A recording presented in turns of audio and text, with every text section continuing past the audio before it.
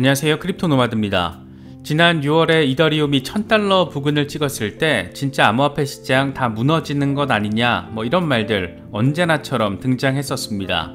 하지만 또 언제나처럼 비트코인도 이더리움도 시간의 흐름 속에서 자연스럽게 이 상승 흐름을 확인해주고 있습니다.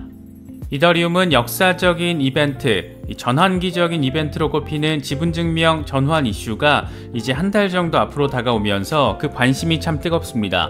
업그레이드 호재가 있는 상황에서 미국 인플레이션 호재까지 더해지자 이더리움은 드디어 $1900를 뚫어내는 나름의 힘찬 동력을 확인했습니다.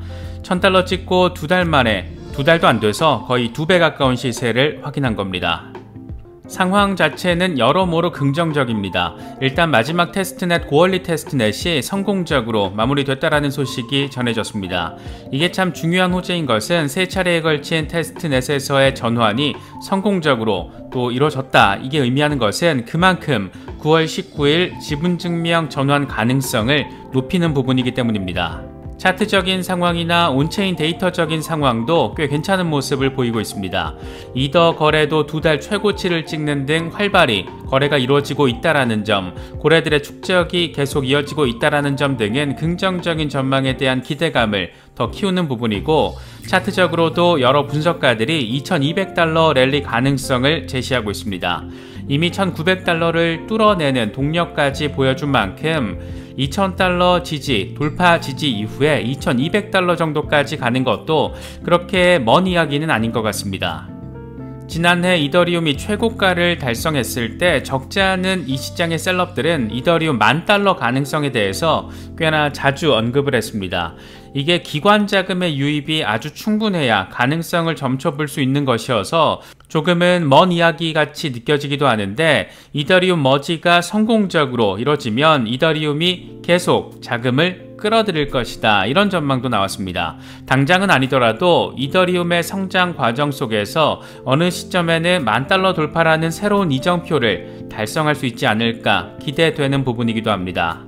물론 이더리움 머지로 인한 시세 상승이 이번에 언제까지 어느 정도 이어질지는 알 수 없습니다. 과거 비트코인 반감기 때처럼 이 반감기 한 달 뒤에 시세가 상승하는 그런 일이 벌어질 수도 있는 거고, 머지 직전까지 랠리를 막 하다가 머지 완료 이후에 폭락할 가능성도 있습니다. 사실 이건 아무도 모르는 영역입니다.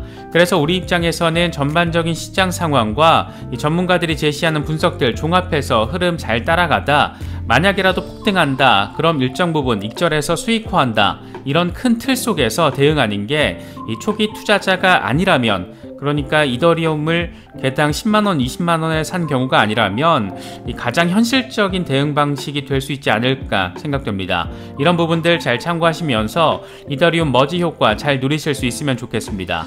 본격적인 시작에 앞서서 좋아요와 구독 또 알림 설정 꼭 부탁드리겠습니다. 영상 제작에 아주 큰 도움 된다는 말씀 함께 드립니다. 그럼 시작하겠습니다. 시세 측면에서는 아주 훌륭한 퍼포먼스를 확인할 수가 있습니다. 지난 6월 이더리움은 $1000 부근까지 곤두박질 쳤지만 이더리움 머지에 대한 기대감에 힘입어서 두 달도 안 돼 $1900 돌파라는 나름의 의미 있는 상황, 반전을 펼쳐냈습니다. 과연 머지 이펙트가 어느 정도의 범위로 영향을 미칠지는 지금 현재 초미의 관심사라고 할 수 있습니다. 이더리움 시세와 관련해서 코인텔레그래프의 기고가 라케시 우페디히에는 이더리움은 8월 8일 $1818에서 하락했지만 곰 세력이 20일 지수이동 평균인 $1637 아래로 떨어뜨리지 못하면서 낮은 수준에서 강한 수요가 있다는 것을 확인했다라고 진단했습니다. 그러면서 이더리움은 반등에 성공해서 $1818 오버헤드 장애물을 제거했고, 매수 세력은 $2000까지 상승한 다음에 $2200까지 랠리할 수 있다. 상승하는 이동평균과 플러스 영역의 RSI는 황소 세력이 우위를 점하고 있다는 것을 보여준다. 만약 20일 지수이동 평균인 $1637 아래로 가격이 떨어지면 강세 전망은 무효화되는데, 이럴 경우에 이더리움은 50일 단순이동 평균인 $1388까지 후퇴할 수도 있다라고 분석했습니다. 익명의 분석가 렉트캐피탈의 경우에는 이더리움이 2021년 1분기 때와 마찬가지로 더 높이 이동하기 위해서는 1883달러 저항을 돌파해야 한다라고 분석을 했는데 다행스럽게도 이미 1900달러까지 일시적으로 뚫어낸 상황입니다. 다음 저항 라인으로는 2275달러가 제시됐는데 라케시 우페드히에와 거의 비슷한 분석이라고 바라볼 수가 있습니다. 또 다른 분석가 알렉스 크루거의 경우에는 이더리움이 앞으로 2주 안에 2000달러에 도달할 수 있을 거라고 전망했습니다.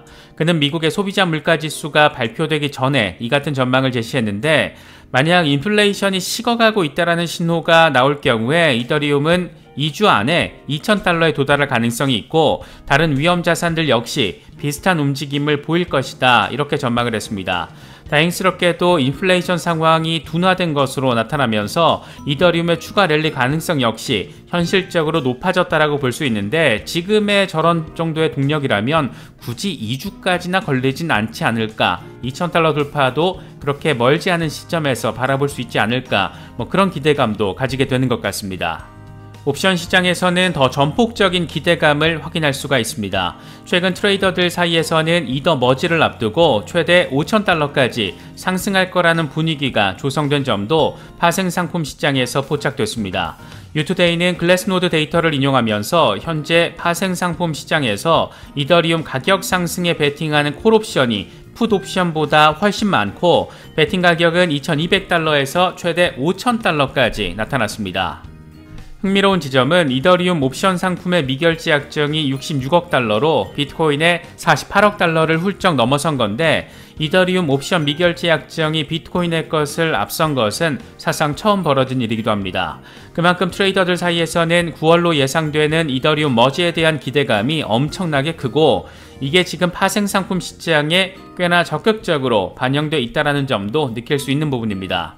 다만 이더리움 머지 종료 이후 상황에 대해서는 경계심이 필요하다 이런 점도 함께 지적이 됐는데 머지 이전의 이더리움 콜옵션 수요는 크지만 머지 이후에는 노출 수요 자체가 상대적으로 적은 것으로 나타난 상황입니다.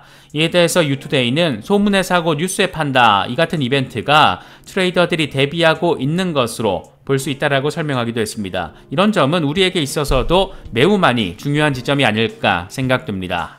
시세 흐름도 좋고 전망도 전폭적이고 그래서 관심은 예정대로 9월에 이더리움 지분 증명이 잘 진행될 수 있을지 여부에 맞춰져 있습니다. 다행스럽게도 아직까지는 기술적으로도 순조로운 흐름이 확인되고 있습니다. 이더리움의 마지막 테스트넷인 고얼리에서의 머지가 완료된 것으로 나타났습니다. 앞서 세폴리아 테스트넷에서의 전환, 또 롭스텐에서의 전환 모두 순조롭게 정리가 됐는데 마지막 테스트넷인 고얼리에서도 지분증명 전환이 잘 이루어지면서 이제 대망의 메인넷 전환만 남은 상태가 됐습니다. 별다른 기술적인 결함이나 오류가 갑자기 등장하지만 않는다라면 이더리움 지분증명 전환은 정말 어쩌면 9월 19일쯤 이뤄질 가능성 높아지는 것으로도 바라볼 수가 있을 것 같습니다. 다만 이번 고얼리에서의 머지에서는 사소한 문제도 조금은 있었던 것으로 전해지고 있습니다. 이더리움 개발자 마리우스 반데 바이덴은 자신의 트위터를 통해서 고얼리 머지 이후에 네트워크에서 사소한 문제 몇 가지가 발견됐지만 아직까지는 순조로운 편이다. 두 개의 각기 다른 터미널 블록 충돌과 업데이트 되지 않는 노드 등으로 인해서 잠시 네트워크 혼선이 있었지만 이건 사람들이 소프트웨어 업데이트를 진행하지 않았거나 설정을 잘못해서 생긴 오류였다. 터미널 블록 충돌은 이미 처리할 수 있는 코드가 배치가 돼 있고 업그레이드를 진행하지 않는 노드에 연락을 취하고 있다라고 설명했습니다. 사소한 문제라는 것도 시스템적이나 또 기술적인 문제가 아닌 것으로 볼 수 있는 만큼 이래저래 이더리움 머지에 대한 기대감 더 키우는 부분이 아닐까 생각됩니다. 이더리움이 이렇게 의미 있는 관심을 받으면서 이더리움 생태계와 관련한 프로젝트들에 대한 인기도 함께 상승하고 있습니다. 코인텔레그래프가 디파이라마 자료를 인용해서 분석한 내용인데 이더리움 레이어2 스케일링 솔루션인 옵티미즘에 예치된 총 예치금 TVL이 한 달 동안 무려 248% 급증한 것으로 나타났습니다. 역시 이더 레이어2 네트워크인 아비트럼의 총 예치금 규모 역시 30억 달러를 돌파하는 등 여러모로 이더리움 관련 생태계까지 함께 머지 효과를 누리고 있다는 점을 느낄 수가 있습니다. 우리의 최대 관심사는 과연 이더리움이 지분증명 전환 이후에 마의 $10,000 고지까지 오를 수 있을 것인가 이런 부분인데 일단 전고점부터 돌파를 해야 하는 상황이고 이게 큰 규모의 기관 자금이 쏟아져 들어올 때나 생각해 볼 수 있는 그런 부분이다 보니까 아직은 조금은 더 멀게 느껴지는 것 같습니다. 이와 관련해서 갤럭시 디지털의 CEO 마이크 노보그라츠는 이더리움 머지 업그레이드가 이더리움에 계속 자금을 끌어들이는 역할을 할 거라고 전망을 했습니다. 그는 CNBC와의 인터뷰를 통해서 지분증명 전환을 앞두고 있는 이더리움을 가장 확신할 수 있는 암호화폐 이렇게 꼽으면서 이같이 말했습니다. 그러면서 머지에 대한 시장의 기대가 이미 가격에 반영됐다라고 하더라도 앞으로 이더리움의 자금을 계속 끌어들이는 역할을 할 것이다 이렇게 말했습니다. 그러니까 이더리움 머지가 성공적으로 잘 이루어지면 추가적인 자금 유입 충분히 가능하다 이런 전망을 제시하고 있는 겁니다. 이런 비슷한 관점은 최근 블룸버그도 함께 제시했는데 블룸버그 인텔리전스는 보고서를 통해서 이더리움의 머지 전환은 이더리움을 글로벌 기관급 자산으로 변화시키는 촉매가 될 것이다 이렇게 진단을 했습니다. 보고서는 이더리움이 활성 사용자, 0이더 초과 보유 주소수, 트랜잭션 등 가격과 높은 상관관계를 가지는 여러 부문에서 지난 약세장과 비트코인 대비 좋은 성과를 거뒀다라고 설명을 했습니다. 실제로 0이더 초과 보유 주소수는 역대 최대치이고 트랜잭션 수 역시 가격 하락 상황에서도 크게 줄지 않은 것으로 나타났습니다.